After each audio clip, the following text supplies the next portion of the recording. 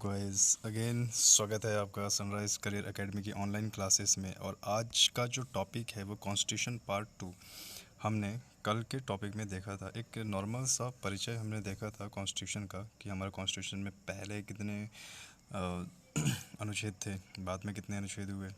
आज जो हमारा टॉपिक है इसमें हम देखेंगे कि जो एक्चुअल संविधान की हमारे सिलेबस से रिलेटेड एक्चुअल जो संविधान की शुरुआत होती है उसको हम देखेंगे कि कहाँ से होती है, उसको देखेंगे कौन से एक्ट हमारे एग्ज़ाम के लिए बहुत इंपॉर्टेंट हैं और अधिकतर उस एग्ज़ाम के बारे में पूछा जाता है। नमस्कार, मैं हूँ सिद्धांत, सनराइज़ करियर एकेडमी में पॉलिटी पढ़ाता हूँ। तो चलिए शुरुआत करते हैं।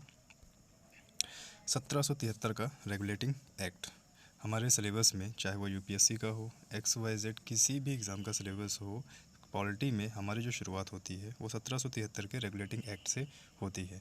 तो 1773 रेगुलेटिंग एक्ट एक तरह का अधिनियम था जिसको पारित किया था ब्रिटिश सरकार ने 1773 में, और जो हमारे देश में लागू हुआ 1 जनवरी 1774 में। तो इस अधिनियम में था क्या, इस अधिनियम में क्या क्या बातें थी, क्या क्या नियम थे, इसको हम जानते हैं। सबसे पहली बात, इसको 1773 इस अधिनियम को 1773 का रेगुलेटिंग एक्ट कहा गया। अब इसमें 1773 तो बोला गया है, लेकिन ये आया है वास्तविक रूप से, या फिर कह सकते हैं अस्तित्व में, 1 जनवरी 1774 में लागू हुआ है हमारे भारत देश में। दूसरा, इसमें और क्या क्या पॉइंट्स हुए, क्या क्या बातें हुई हैं। ईस्ट इंडिया कंपनी पर ब्रिटेन के संसदीय नियंत्रण की शुरुआत हुई। कहने का मतलब कि हमारे देश में जो ईस्ट इंडिया कंपनी थी उस समय 1773 के रेगुलेटिंग एक्ट के बाद अब उस कंपनी को जो कंट्रोल कर रहा था वह ब्रिटेन की संसद थी। कहने का मतलब कि 1773 के रेगुलेटिंग एक्ट के बाद ईस्ट इंडिया कंपनी को ब्रिटेन की संसद नियंत्रण में करेगी या उसका नियंत्रण करेगी।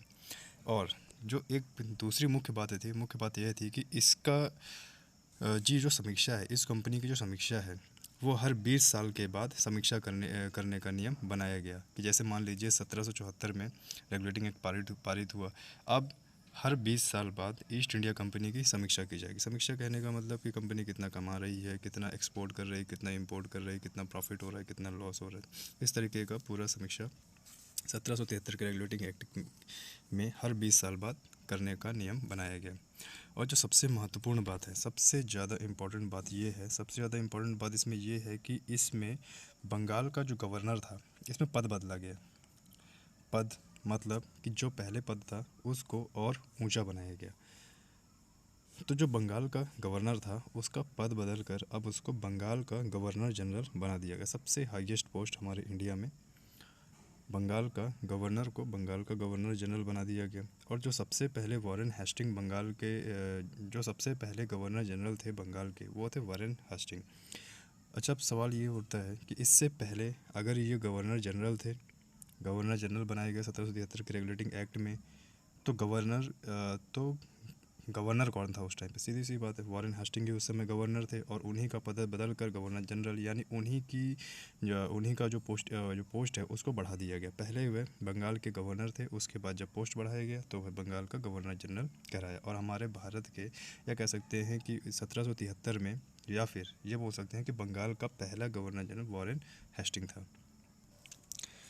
इसको तो देख ही लीजिएगा, क्योंकि ये काफ़ी बार एग्ज़ाम में पूछा जा चुका है, छोटे छोटे एग्ज़ाम में भी पूछा जा चुका है। ग्रुप डी जैसे एग्ज़ाम में भी ये पूछा जा चुका है कि बंगाल का पहला गवर्नर जनरल कौन था, या भारत का पहला गवर्नर जनरल कौन था। तो हमारा आंसर होगा वॉरेन हेस्टिंग। ये हमारे प्रथम बंगाल के गवर्नर जनरल थे। इससे पहले जो इनका पद था वह गवर्नर था। अब सबसे सुप्रीम पावर, सबसे ज़्यादा पावर वॉरेन हेस्टिंग के हाथ में आ गई। कहने का मतलब सीधी सी बात है, जब किसी का पद बढ़ता है तो उसकी पावर भी बढ़ती है। उस समय हमारे देश में बंगाल को छोड़कर मुंबई और मद्रास में भी गवर्नर हुआ करते थे, लेकिन पहले 1773 के रेगुलेटिंग एक्ट के पहले सब स्वतंत्र थे। लेकिन जब 1773 का रेगुलेटिंग एक्ट पारित हुआ, उसके बाद पद बदला गया, बंगाल का गवर्नर से बंगाल का गवर्नर जनरल कर दिया गया। इससे हुआ ये कि जो मुंबई के और मद्रास के जो गवर्नर थे वह बंगाल के गवर्नर जनरल के अधीन हो गए। अधीन कहने का मतलब कि वह अब स्वतंत्र नहीं रहे, वह गवर्नर जनरल के अंडर काम करेंगे। मतलब कि जो गवर्नर जनरल आदेश देगा वह मुंबई के गवर्नर और मद्रास के गवर्नर को वह आदेश मानना पड़ेगा। नेक्स्ट देखते हैं। बॉम्बे तथा मद्रास के बंगाल के अंतर्गत कर दिया गया।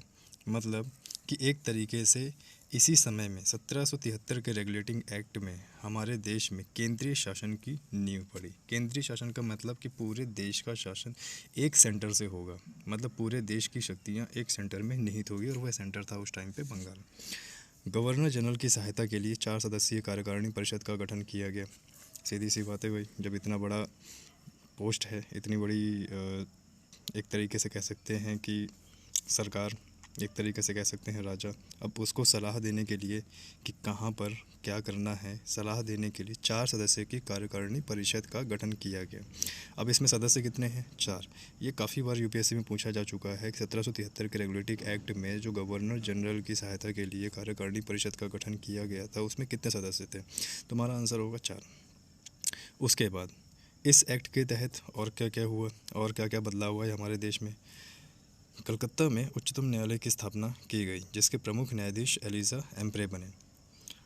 अब ये वो सुप्रीम कोर्ट नहीं है जो आज हम दिल्ली में देखते हैं, ये ब्रिटिश शासन वाला सुप्रीम कोर्ट है। इसको आप इंडिया का मत समझ बैठिएगा। अगर इंडिया का सुप्रीम कोर्ट की स्थापना की बात आती है तो उसमें हमारा आंसर होगा भारत शासन अधिनियम 1935, यानी भारत के सुप्रीम कोर्ट की जो स्थापना है वो 1935 में हुई थी। लेकिन ये जो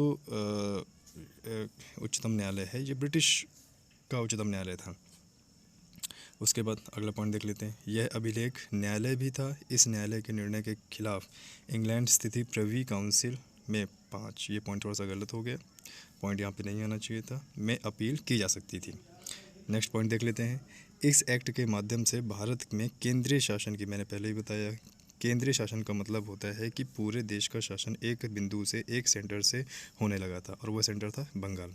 उसके बाद क्या था? फोर्ट विलियम बस्ती के प्रशासन का कार्य गवर्नर जनरल को दिया गया। अब जो फोर्ट विलियम बस्ती का पूरा प्रशासन गवर्नर जनरल को दे दिया गया। एक तरीके से बोल सकते हैं कि उस टाइम पे जो शासन था वो एक व्यक्ति के हाथ में चला गया था, केंद्रीय शासन चालू हो गया था, और वह जिसके हाथ में वह शासन गया था वह थे गवर्नर जनरल। तो ये था 1773 का रेगुलेटिंग एक्ट्स। आप इसको देख के नोट्स बना सकते हैं, और 1773 के रेगुलेटिंग एक्ट में जितने भी इंपॉर्टेंट पॉइंट बन सकते थे इसमें मैंने बना दिए हैं। और इससे एग्ज़ाम में अगर आप सी लेवल की, बी लेवल की बात करें तो इससे ज़्यादा 1773 के रेगुलेटिंग एक्ट में कुछ नहीं पूछा जाता। So guys, thank you very much. और अगर सनराइज़ करियर एकेडमी में एडमिशन के लिए आपको कॉल करना है तो आप इस नंबर पे कॉल कर सकते हैं।